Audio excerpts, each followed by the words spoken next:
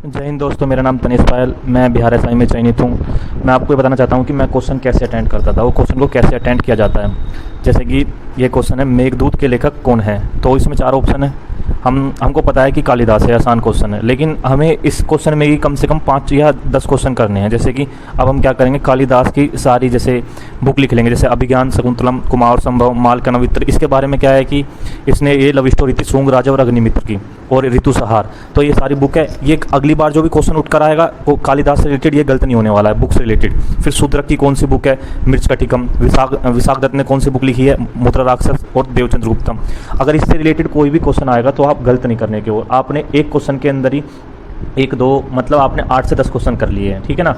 अब अगले क्वेश्चन पे चलते हैं। निम्नलिखित में से गर्म मसालों का मुख्य उत्पादन क्षेत्र कौन सा है। तो हमको पता है सबसे ज़्यादा जो मसाले हैं, गर्म मसाले, मिर्ची, तो केरला में होते हैं, ठीक है। तो हमें डायरेक्ट आंसर मिल गया मालाबार तट। ये अब पहले हमें पता होना चाहिए केरला में होते हैं, केरला में कौन सा तट है, तो मालाबार तट है।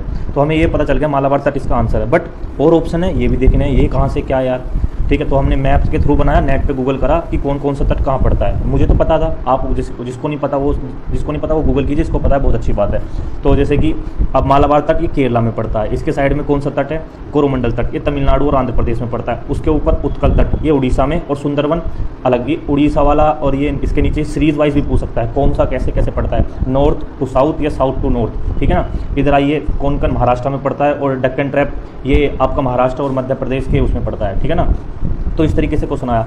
तो तुमको ये 4 ऑप्शन पता चल गए कहाँ कौन सा तट पड़ता है। अगली बार पूछेगा कौन तट कहाँ पड़ता है, तो आप बता सकते हो, इजीली बता सकते हो, ठीक है ना। आफ्टर डैट आपने देखा मसाले, तो मसालों को सबसे ज़्यादा कौन प्रोड्यूस करता है, एक क्वेश्चन दिमाग में आना चाहिए।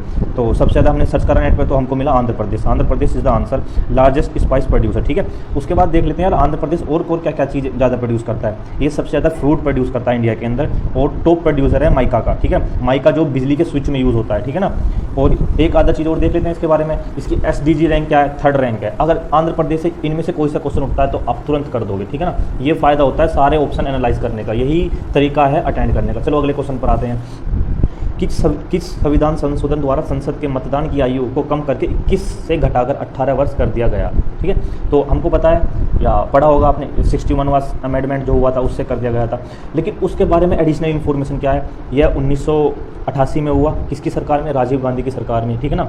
और फिर हमको ये पता होना चाहिए कि ये एडल्ट सरफेस जो 21 से ऊपर जो वोट करते थे, ये कौन से अनुच्छेद के अकॉर्डिंग करते थे, अनुच्छेद 326, आर्टिकल 326, 326, ठीक है ना। ये याद होना चाहिए। इससे हमको एक आर्टिकल पता चल गया, राजीव गांधी के बारे में पता चल गया, और राजीव गांधी आया तो उनके बारे में थोड़ा सर्च करो, ठीक है ना। ये एडिशनल इन्फॉर्मेशन मैंने इसमें लिखी नहीं है। जैसे राजीव गांधी की सरकार 1984 से 1989 89 तक थी, ठीक है ना। और जब ये इनकी डेथ 1991 में हुई थी 21 मई को, तो इस डे को हम एंटी टेररिस्ट डे या एंटी टेररिज्म डे बनाते हैं, ठीक है ना। ये एक्स्ट्रा इन्फॉर्मेशन हो गई, ठीक है। अगला क्वेश्चन करते हैं। अगला क्वेश्चन ये 69वां अमेंडमेंट, इससे क्या हुआ, इसको पूरा देखेंगे। जैसे NCT बना हमारा नेशनल कैपिटल टेरिटरी, इससे विधानसभा की सीट ऐड करी गई। पहले विधानसभा नहीं थी दिल्ली में, तो चुनाव हुए उसके बाद दिल्ली में, ठीक है ना।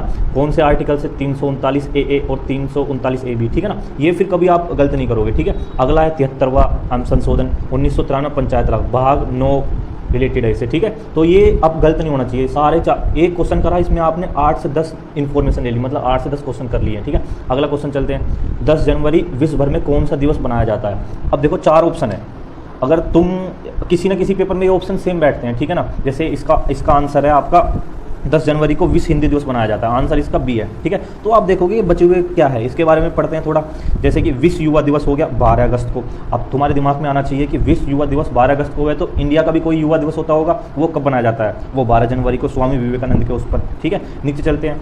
ये जल दिवस 22 मार्च को बनाया जाता है, तो आपके दिमाग में होना चाहिए कि 22 क्या कुछ बैठता है क्या, ऐसे दिमाग लगना चाहिए। क्योंकि अगर तुमने पढ़ा होगा तो तुम्हारे दिमाग में हिट मारेगा कि 22 अप्रैल को अर्थ डे होता है, ठीक है, और 22 मई को बायोडाइवर्सिटी डे होता है। तो कोशिश कीजिए कि 22 मार्च से पहला और 22 मार्च के बाद कोई सा दिवस आपको याद होना चाहिए। जैसे 21 मार्च इंटरनेशनल फॉरेस्ट डे, तो इसी क्वेश्चन में आपने 4 क्वेश्चन कर लिए, समझ रहे हो ना, एक क्वेश्चन में 4 क्वेश्चन। आगे चलते हैं। विश्व विरासत दिवस कब बनाया जाता है, 18 अप्रैल, ठीक है, ये आपको याद होना चाहिए, ठीक है। और विरासत दिमाग में आया यार, ये देखते हैं इंडिया के अंदर कितनी टोटल हेरिटेज साइट है, तो पता चला 38 वर्ल्ड हेरिटेज साइट है। तो इससे क्या है कि आपने क्वेश्चन एक करा लेकिन इसके अंदर ही 10 क्वेश्चन हो गए, 8 से 10 क्वेश्चन हो गए। ये है पढ़ने का तरीका इजीली, और फिर आपके आगे कोई क्वेश्चन आएगा तो आप इजीली कर लोगे उसे, ठीक है ना। मेरे चैनल को सब्सक्राइब कर दीजिए और लाइक कर दीजिए फर्दर वीडियोस के लिए। मैं मेहनत करके बनाता हूँ और कोई गलती हुई हो तो भाई सॉरी, मैं अपना बेस्ट करने की कोशिश करता हूँ, आप भी अपना बेस्ट कीजिए।